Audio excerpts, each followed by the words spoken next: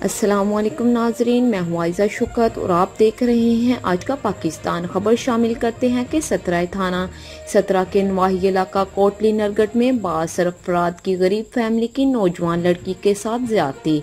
FIR दर्ज करवाने पर बासर अफराद ने गरीब फैमिली पर तशद्दुद करके घर को ताला लगाकर बाहर निकाल दिया। बासर अफराद की तरफ से गरीब फैमिली को संगीन नताइज की धमकियाँ। गरीब फैमिली ने वजीर आजम Pakistan, chief justice of Pakistan से इंसाफ की अपील की है। मजीद जानते हैं नदीम अख्तर शहराजी से। जी नदीम, आगाह कीजिएगा। जी, मैं इस वक्त मौजूद हूँ थाना सतरा के नवाही कस्बा कोटली नरगढ़ की वो फैमिली जिनकी बच्ची के साथ चंद दिन पहले ज्यादती की, बासर अफराद ने ज्यादती की। ज्यादती करने के बाद बासर अफराद की तरफ से इनको संगीन नताइज की धमकियाँ दी जा रही हैं। धमकियों के अलावा इन लोगों को तशद्दुद करके इनके घर से बाहर निकाल दिया गया है।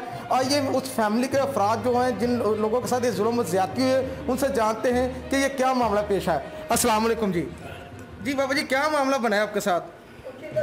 जी मेरी धी पोतरी मेरी घर सी जी, साढ़े घर कोई भी नहीं, कली सी। और मुंडे दो आए उन्होंने पढ़ के ਉਹਦੇ ਨਾਲ ਜਾਤੀ ਕੀਤੀ ਹੈ, ਉਹਦਾ ਪਰਚਾ ਕਰਾਇਆ ਵੇ।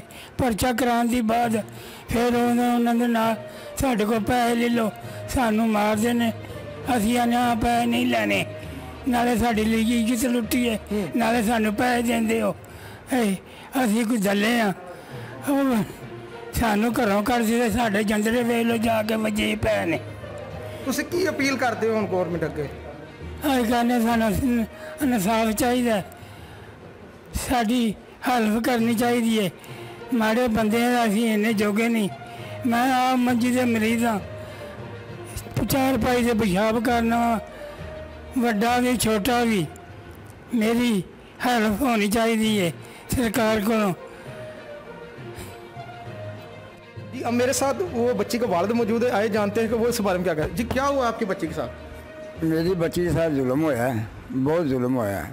2 बच्चे ने जिन्ना जुल्म किया है, सानू घरों चौधरियाँ मार के बाहर कढ़ दिता है। ताले बजे ने जाके मौजूद वेख सकते हो। मैं दरखास्त करना जज साहब अगे, वड्डे अगे, खान साहब अगे, मैनू इंसाफ चाहिए कि इज्जतदार लोग हाँ, असी इज्जतदार लोग हाँ, असी मेहनत मजदूरी करके खाने वाले हाँ। तो मेहरबानी राजा साड़ी हेल्प करो। यह ना हो कि रुपया ना इज्जत नहीं लभदी, रुपया ना इज्जत लभदी तो सारी दुनिया लभे। ये कजरा लोगों का काम है कि रुपये लीला के अंदर बढ़ के जो मर्जी कर लिया। असी इज्जतदार लोग हाँ, ये सानू दसना साड़ी खराबी की है। उतों सानू आते ने रुपये ले लो तो अह मुंडे छुड़वा लेने, तू ही साढ़े को ले लवो तो रुपये लैके धमकियां वगैरह दित्तियां जा रही? धमकियां दे रहे ने सानू। कौन दे रहा? चौधरी दे रहे हैं, एक अमजद है, एक सफियान है, एक बीद है, एक नवीद है, एक बाबर है, उसका चाचा जो मुंडा जवान है अंदर है, उसका चाचा सन धमकियां दे रहा है कि साढ़े को रुपये ले लो, जिन्ने मर्जी ले लो, असा उंज भी बच्चा छुड़वा लेना है। तो ऐसा तुसी ले लो तो तुहाडी गल साढ़े नाल रह जाती। अगर तुसी ना लो तो फिर जिथे मर्जी जो ला लो, हाँ मुंडे छुड़वा लेने, रुपया 5 लाख दईए, 10 लाख दईए, हाँ बच्चे छुड़वा लेने, तुहाडे पल्ले कख नहीं आउण देना। अपील दायर कीती, तुसां कोई पर्चा वगैरह कराया? पर्चा जी कराया है, अजे तक सानू कोई इंसाफ नहीं मिल रहा। तो की अपील करते हो तुसी इमरान खान अगे? इमरान अगे ये अपील करने हैं कि मेहरबानी कर खान साहब, साडे नूं इंसाफ चाहिए, सानू इंसाफ चाहिए इस चीज़ का कि इन्ना की जुट करके एका करके साडे अंदर वड़ के ये गरीब लोग समझ के ना ये काम किया है। इन्ना क्यों किया? सानू ये इंसाफ चाहिए चीज़ का कि क्यों इन्ना कीता ते कीता क्यों साडे नाल। मैं घर कली सा, मेरी अम्मी किसी के घर मजदूरी करन गए हैं। मैं स्कूलों गेंद आई है, 2 मुंडे हैं, एक का नाम उमैर सी, एक का नाम जवार सी। उन्होंने कहा ही कि तुसी दोबारा गेंद ना सुटियो जे। उन्होंने मैनू कली ने वेख के मौका लभ के मेरी अंदर आके मेरी इज्जत नूं हत्थ पाया, दोवां जने। उस तो बाद मेरे सिर च गिलास मारते रहे, मैनू जबरदस्ती अंदर खिंच के लैके जाते रहे। चलाती रही, मेरी कोई आवाज़ नहीं सुनी किसी ने। मैनू अंदर सब तो एंड कमरे जाके मेरी इज्जत लुटी।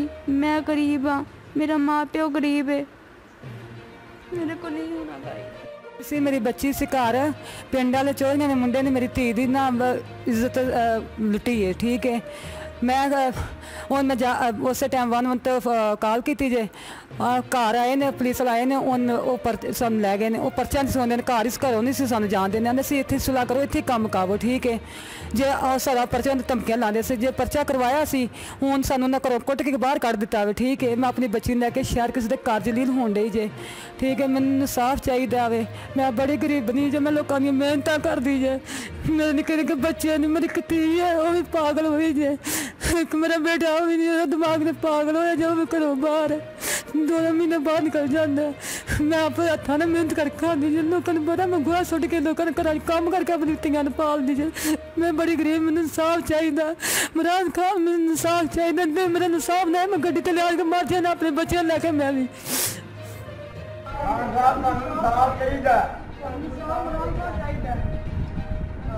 ਇਨਸਾਫ ਚਾਹੀਦਾ ਖਾਨ ਸਾਹਿਬ ਸਾਨੂੰ ਇਨਸਾਫ ਚਾਹੀਦਾ